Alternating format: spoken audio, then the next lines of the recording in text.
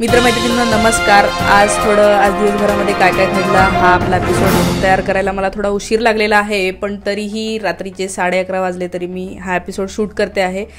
आज सगळ्यात महत्त्वाच्या 2 गोष्टी घडलेल्या त्याचीच मी फक्त चर्चा करणार आहे। एक म्हणजे स्पीकर लोकसभेचे सभापती जे असतात त्यांची निवड झालेली आहे, त्याच्याविषयी थोडक्यात बोलणार आहे। आणि दुसरं म्हणजे विरोधी पक्षनेता राहुल गांधी यांची विरोधी पक्षनेता म्हणून निवड झाली आणि त्याच्यानंतर त्यांनी आज नेमकं काय केलं आणि ते पुढे काय करू शकतात याच्यावर आपण चर्चा करणार आहोत। सगळ्यात पहिलं आणि महत्त्वाचं ते म्हणजे काय तर ओम बिर्ला यांचं लोकसभेच्या अध्यक्षपदी पुन्हा एकमताने निवड झालेली आहे। आवाजी पद्धतीनेच मतदान घेतलं आणि ओम बिर्ला हे परत एकदा सभापती झालेले आहेत।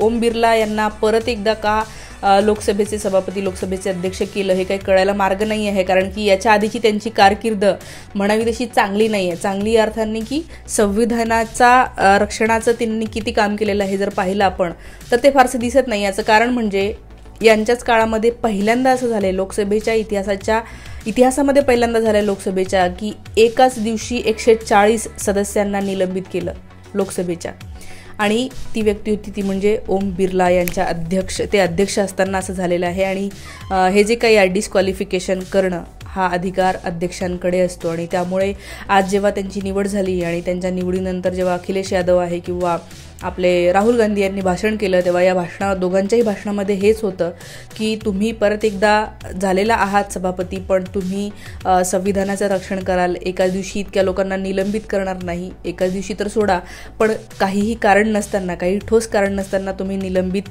करणार नाही अशी आपण आशा बाळगूया असं यांनी या भाषणामध्ये म्हणलेलं आहे। खरं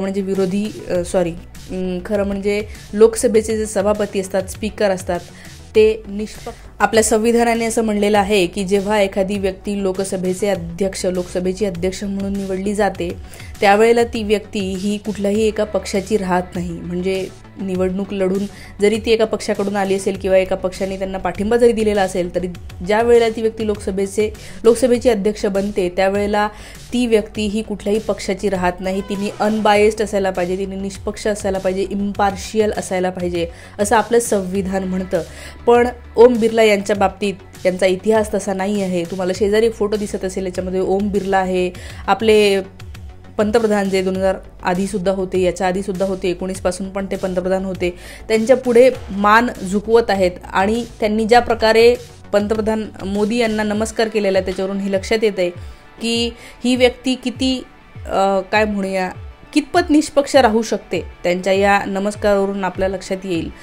पण मला असं वाटतं की 2024च्या ज्या निवडणुका झाल्या आणि या निवडणुकांनी BJPला सिंपल मेजॉरिटी गाठू दिलेली नाही आहे, आणि त्याचाच हा परिणाम आहे की यंदा आपल्याला जरी तेच सभापती मिळालेले असले तरीही यावेळेला ते करू शकणार नाही, तितकं अनकॉन्स्टिट्युशनल वागू शकणार नाही असं आपण होप करू शकतो। आणि दुसरं म्हणजे विरोधी पक्षनेते म्हणून राहुल गांधी यांची निवड विरोधकांनीच केलेली आहे, पण यांना जी आहे ती संसदेने यंदा मान्यता दिलेली आहे। याच्या आधी BJPकडून जे कारण दिलं जायचं की 10% इतकं जे आहे ते इतक्या सीट्स असायला पाहिजे, त्या पक्षाचीच व्यक्ती विरोधी पक्षनेता म्हणून निवडली जाऊ शकते असं एक लॉजिक त्यांनी याच्या आधी सांगितलेलं होतं। खरं म्हणजे असं कुठलंही प्रावधान जे आहे ते आपल्या संविधानामध्ये तरी नाही आहे, ठीक आहे। तर पार्लमेंटरी प्रोसिजरमध्ये हे याच्या आधी चालत आलेलं आहे, पण कुठेही एका पक्षाला 10% इतके सदस्य असायला पाहिजे असं स्पष्टपणे म्हणलेलं नाही आहे। शिवाय जेव्हापासून आपला याचा 10th शेड्यूल लागू झालेला आहे तेव्हापासून हा जो काही रूल आहे, हा जो काही प्रघात होता 10%चा तोही राहिलेला नाही आहे असंच संसदीय प्रणालीचा अभ्यास करणारे लोक सांगतात। त्यामुळे यांनी जी 10%ची अट याच्या आधी सांगितली होती आणि याच्या आधी सांगून त्यांनी विरोधी पक्षनेते पद याला मान्यता दिलेली नव्हती।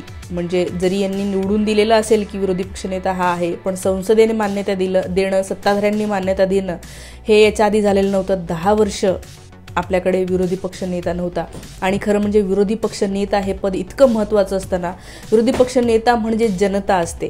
विरोधी पक्ष नेत्यांचं काम काय असतं तर जनता काय म्हणते आहे ते ऐकणं, जनतेमध्ये जाणं आणि जनतेचा जो काही आवाज आहे तो लोकसभेमध्ये जाऊन रिप्रेझेंट करणं, तो मांडणं हे विरोधी पक्षांचं काम असते। विरोधी पक्ष नेता हे काम आपण म्हणूया प्रामुख्याने करत असतो। आणि याच्या आधीचे 10 वर्ष हा जो काही जनतेचा आवाज आहे तो पोहोचू नये असाच प्रयत्न आहे. पण आज खूप चांगली गोष्ट झाली की विरोधी पक्षनेते म्हणून राहुल गांधी यांची निवड झालेली असताना संसदेने त्याला मान्यता दिली आणि त्यामुळे तुम्हाला शेजारी व्हिडिओ दिसत असेल की आपल्या संसदीय प्रणालीमध्ये असं आहे की जेव्हा लोकसभेच्या सभापतींची लोकसभेच्या अध्यक्षांची निवड होते तेव्हा लोकसभेच्या अध्यक्षांना त्यांच्या चेअरपर्यंत घेऊन जाण्याचं काम करत असतात ते म्हणजे पंतप्रधान आणि विरोधी पक्षनेते.